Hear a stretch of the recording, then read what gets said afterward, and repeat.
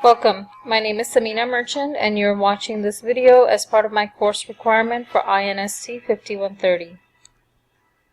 Let's begin by talking about Darwin's theory of natural selection. Darwin has been credited with his theory of natural selection. He believed that in the struggle for existence, organisms that are perfectly adapted to their environments will survive unchanged. However, it's not just the environments that evolve.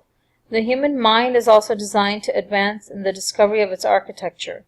Our brains are designed to perform neurological, cognitive, and behavioral functions. Driscoll defines two types of behaviors. The first type of behavior is called instinctive behavior. This behavior occurs without experience and is not learned. For example, birds have an instinct to fly. The second type of behavior is called learned behaviors. These behaviors are changed by experience. For example, learning the multiplication tables. Can biological factors influence learning?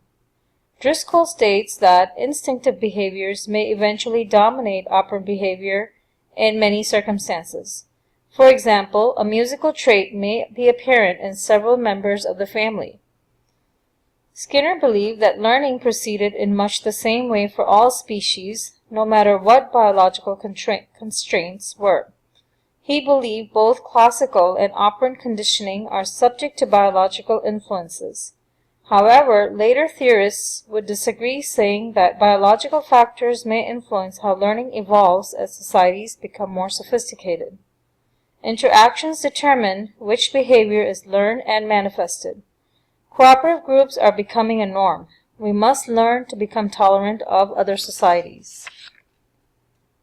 Children can apply new learnings to create new schemes of behavior for which appropriate environments are then realized. Technology has also revolutionized our existing environments and the way we learn. So what are the implications of evolution?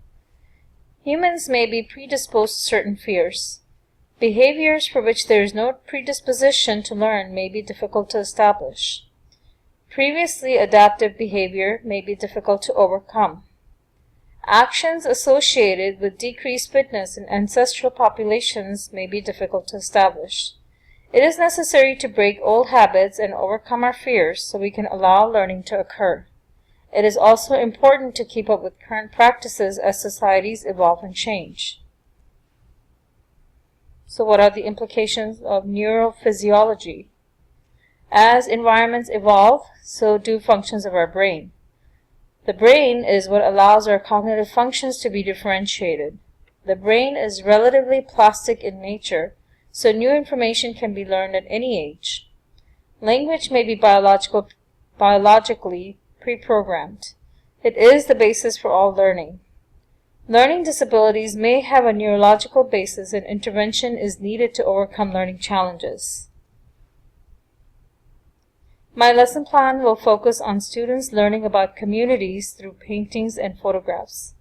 By working together in cooperative groups, they will analyze what they observe about communities, its past, present, and future.